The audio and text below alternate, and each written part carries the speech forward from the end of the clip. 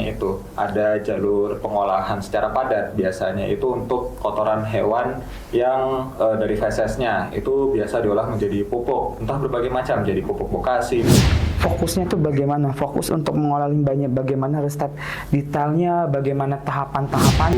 Hasil produk yang dibuat oleh BPPT Kupang ya Mas Rifki.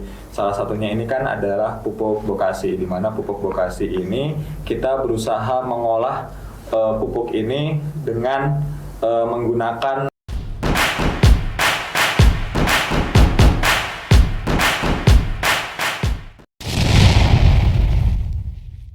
Halo kawan podcast Baper, Omong Pertanian dan Peternakan Balai Besar Pelatihan Peternakan Kupang. Kembali lagi di podcast Baper. Episode kali ini kita akan ngobrol-ngobrol santai dan juga pastinya berbobot. Kali ini kita bersama narasumber yang keren, juga pasti berpengalaman di bidangnya. Sebelah saya sudah ada Mas Gali Fajar Antasari, STRP PT MSC. Beliau merupakan lulusan S2 dari Peternakan Universitas Gadjah Mada, sekaligus juga sebagai calon widyasuara di BPP Kupang. Adapun tema yang hari ini kita angkat, kawan Baper, adalah harta karun dari kandang, optimalisasi limbah sapi potong dan kambing. Langsung saja kita mulai ngobrol-ngobrol santai nih dengan Mas Gali. Halo, selamat sore Mas Gali. Bagaimana kabarnya Mas? Alhamdulillah baik, Mas Rifki. Alhamdulillah baik. Nah, ini tema episode Baper kali ini sangat menarik nih Mas, terkait harta karun dari kandang.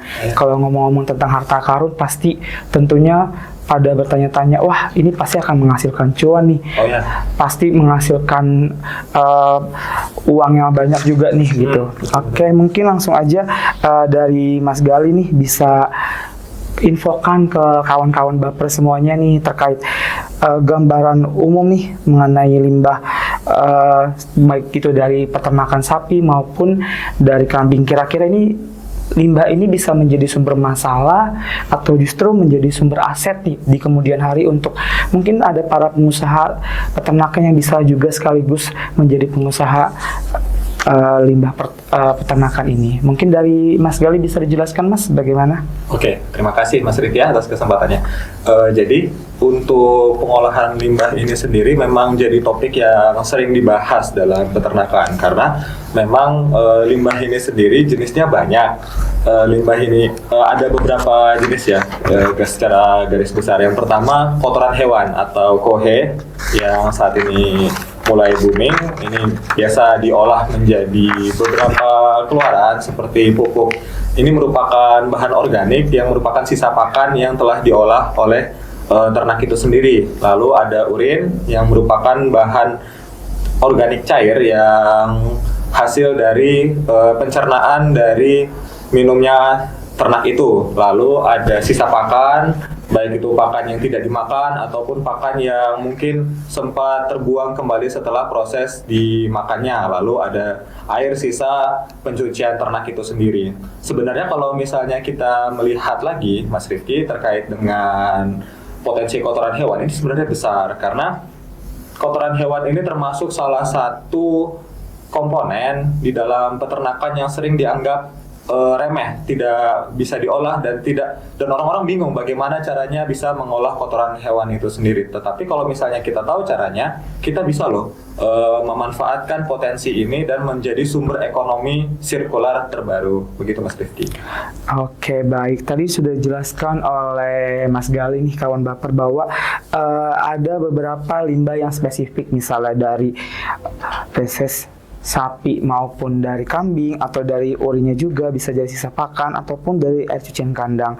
Nah, kan tadi sudah dikasih tahu juga nih masalah terkait identifikasinya nih. Nah, sekarang pasti dari kawan Baper juga pasti bertanya-tanya, aduh gimana ya caranya bisa ngolah biar bisa menjadi uang atau biar bisa menjadi sumber penghasilan.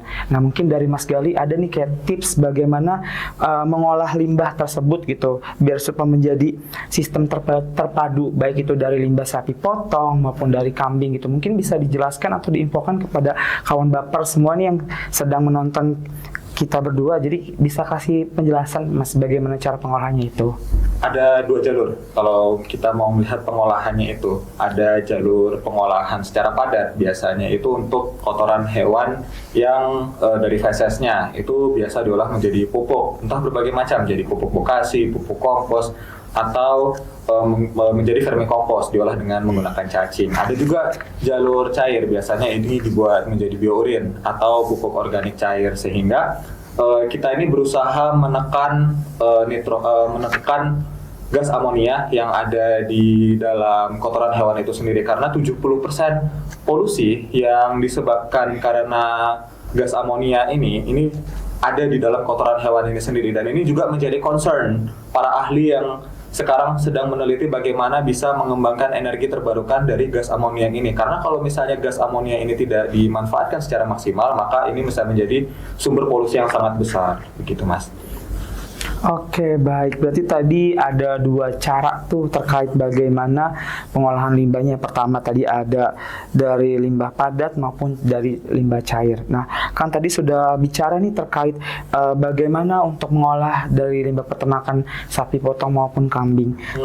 Pasti juga tentunya akan bertanya-tanya kira-kira fokusnya tuh bagaimana, fokus untuk mengolah limbahnya, bagaimana resep detailnya, bagaimana tahapan-tahapannya. Mungkin dari Mas Gali juga bisa jelaskan nih terkait bagaimana tahapan-tahapan proses dari pengolahan limbah ini. Bisa mungkin dari tahap awal persiapan sampai menjadi pupuk yang bisa diberikan untuk tanaman ataupun tumbuhan-tumbuhan yang lain gitu yang bisa bermanfaat bagi banyak orang juga. Mungkin dari Mas Gali bisa diinfokan, Mas. Oke, kita di sini melihat salah satu hasil produk yang dibuat oleh BPPT Kupang ya, Mas Rifki. Salah satunya ini kan adalah pupuk bokasi, di mana pupuk bokasi ini kita berusaha mengolah pupuk ini dengan menggunakan bahan-bahan organik.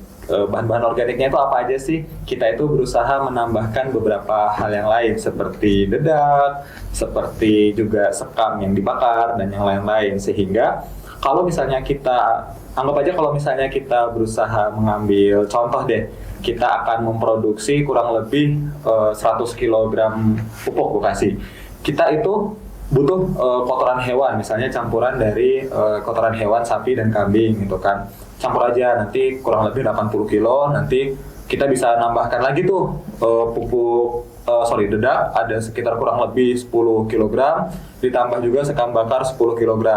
Nah, nanti kita juga akan menambah 200 ml E4 dan molasses, atau kita bisa menggunakan cairan gula pasir itu ya. Jadi perbandingan antara E4 dan gula pasir ini kurang lebih 1:1, sehingga misalnya penggunaan E4 ini 200 ml, molassesnya juga demikian 200 ml.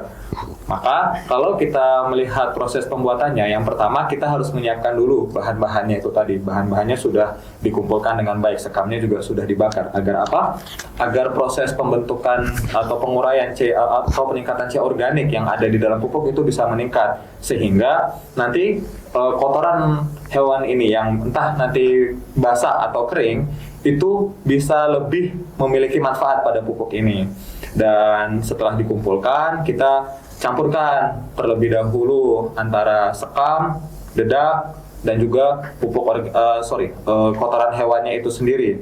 Lalu kita bisa mencoba menambahkan E4 dan molassesnya itu sebelumnya, dimana sebelumnya E4 dan molassesnya ini harus dibangunkan terlebih dahulu, karena E4 ini kan ada di dalam botol, dimana kalau misalnya E4 ini di dalam botol, maka untuk membangunkannya perlu diberi makan. Nah, makannya ini adalah molassesnya itu sendiri. Ketika sudah dicampur dan siap untuk dibasahkan, basahkannya itu menggunakan E4 yang sudah dibangunkan itu tadi. Biasanya sih digemercik gitu aja, untuk itu cukup. Lalu kita aduk dan kita tutup rapat, teman-teman, kawan-kawan bapak sekalian. Jadi kita menutupnya itu gunanya apa? Gunanya agar proses fermentasinya ini bisa berjalan maksimal, dan ketika penggunaan aktivator ini bisa memberikan proses yang lebih cepat ini, sehingga ketika prosesnya berjalan kita bisa mendapatkan pupuk yang sudah maksimal. Kita tumpuk, lalu kita tumpuk ya ke dalam kita hamparkan itu dengan ketinggian kurang lebih 15 sampai 20 cm. Kita tunggu selama seminggu sampai 2 minggu hingga warnanya itu bisa benar-benar gelap. Ketika sudah benar-benar gelap dan tidak terasa panas, maka kita bisa memanen pupuk itu sendiri. Ada indikatornya loh teman-teman. Kalau sebelum kita mencampurkannya itu bagaimana indikatornya itu pencampurannya itu sudah rata. Ketika kita genggam, kalau misalnya itu sudah mengepal dan dia sudah menyatu, maka bisa diperkirakan komposisinya itu mencapai kurang lebih 30%. Maka itu sudah bagus. Bila airnya netes-netes, maka itu di atas 30%. Dan bila masih pecah dan terurai, maka itu sudah di bawah kurang dari 30%. Begitu Mas Rifki. Oke, baik. Sangat menarik sekali ya kalau misalnya tadi dilihat dari tahapan-tahapannya sangat panjang dan juga prosesnya cukup lumayan rumit gini. Mungkin dari teman-teman atau dari kawan baper semuanya bisa nanti mungkin setelah ini bisa mencoba-coba di rumah gitu terkait bagaimana untuk pembuatan dari pupuk bokasi ini. Apalagi kan kita lihat nih pemasokan pupuk bokasi ini juga di daerah terutama di NTT ini sangat meluas gitu, sangat banyak peminatnya. Apalagi kita lihat juga di BPP Kupang ini sudah banyak produksi dan sudah banyak juga terbukti menghasilkan tanaman maupun tumbuhan dari hasil pupuk bokasi ini sangat subur dan pertumbuhannya lebih cepat. Nah, kira-kira dari Mas Gali paling banyak nih dari BPP Kupang nih dapat pesanan atau permintaan dari pelanggan atau konsumennya ini paling banyak berapa nih? Apakah bisa mencapai 1 ton atau mungkin lebih dari 1 ton? Mungkin bisa dikasih tahu oleh kawan-kawan baper nih bahwa ternyata peminatnya juga banyak gitu. Oke, baik. Terima kasih Mas Rifki. Wah, ini pesanan kita sangat banyak ya. Permintaan pasar ini merespon kita udah mencoba menjual pupuk bokasi ini sudah sangat menarik.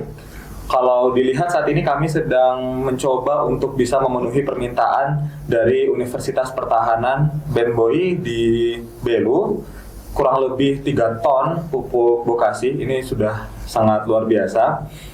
Lalu ini kami juga banyak melayani dari masyarakat yang ada di sini. Kurang lebih dalam minggu ini kami sudah berhasil menjual 800 kg pupuk organik. Sehingga dalam produksi itu yang biasanya kami hanya memproduksi 500 kg, kami dalam waktu dekat akan mencoba memperbesar kapasitas produksi kami menjadi kurang lebih 1 ton. Sehingga permintaan-permintaan yang besar itu juga bisa terpenuhi.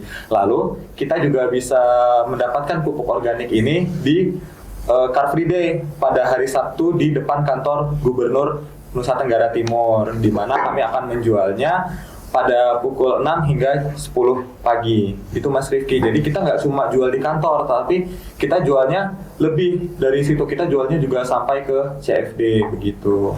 Oke, baik. Oke, untuk kawan baper nih tadi sudah diinfokan bahwa selain juga dipasarkan di berbagai daerah atau sampai tadi ada dari Universitas Pertahanan Republik Indonesia juga memesan gitu sampai 3 ton. Kawan baper juga nggak perlu khawatir, kita juga akan ada nanti, tunggu saja tanggalnya akan ada di Car Free Day setiap hari Sabtu yang ada tempatnya di depan kantor gubernur dari NTT. Nah, kan tadi kan udah ngomongin terkait resep, terus ini kira-kira untuk pengaplikasiannya nih, Mas Gali, untuk pengaplikasian dari pupuk bokasi ini bagaimana untuk dari lahan pertanian maupun dari yang mungkin biasanya ibu-ibu untuk pakai tanaman hias ataupun tanaman di rumah gitu. Baik. Karena pupuk bokasi ini tujuannya adalah untuk bisa menjadi perekat tanah ya, maka kita gunakan pupuk bokasi ini, kita menggunakan perbandingan 1:2.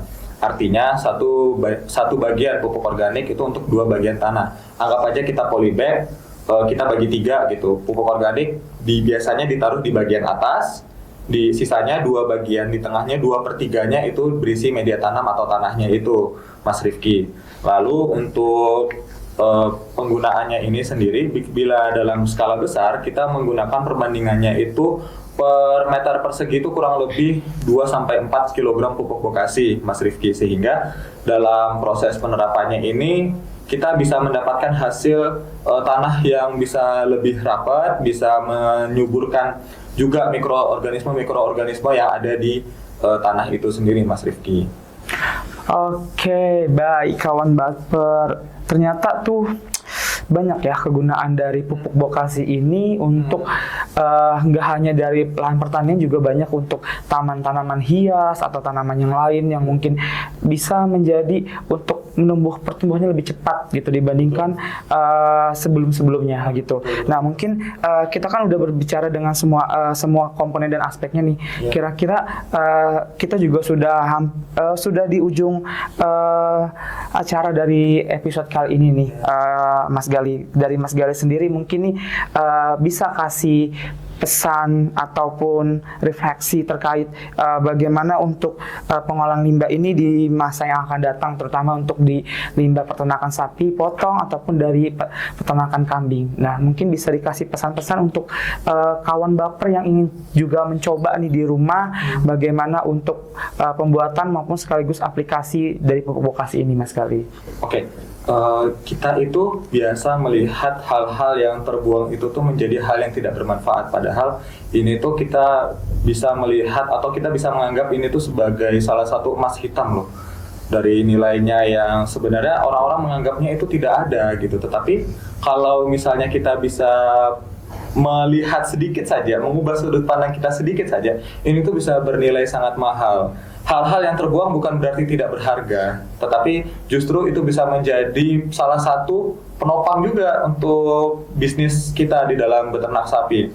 Karena keuntungannya kita bisa mengolah ini nih jadi ada beberapa ya. Pertama, kita bisa